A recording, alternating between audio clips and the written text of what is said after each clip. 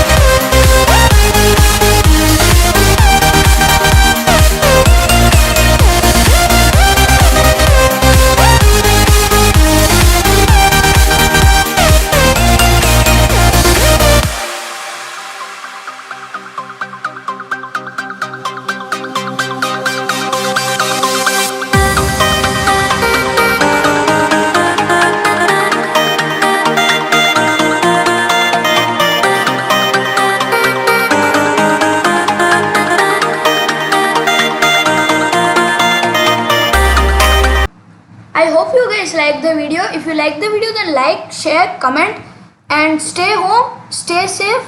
Bye bye. Jai Hind.